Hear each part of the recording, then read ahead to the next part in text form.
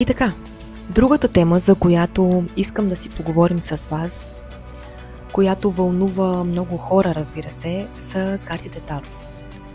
Някои ги виждат като безобидно развлечение, други като начин да разберат бъдещето си, нали така?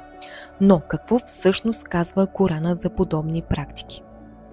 Свещената книга на Исляма няма конкретно споменаване на Таро, но ясно се казва, че търсенето на знание за бъдещето чрез гадаене, магия или свръхестествени сили е строго забранено. Коранът ни предупреждава също така да не се обръщаме към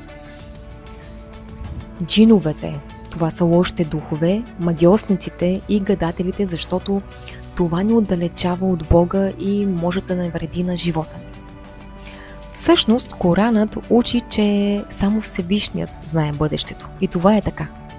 Гадаенето и магията се свързват с измами и заблуда за народа. И така, вярващите са насърчени да се доверят на Всевишния, а не на случайни знаци и практики.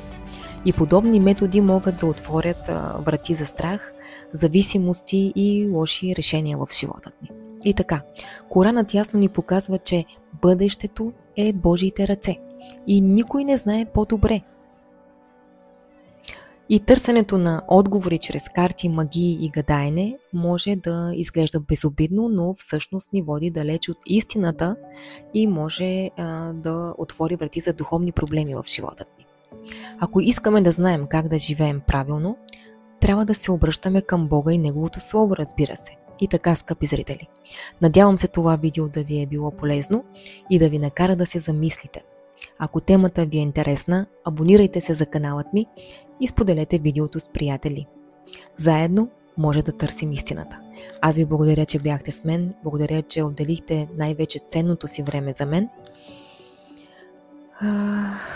Желая ви всичко най-добро и до следващ миг.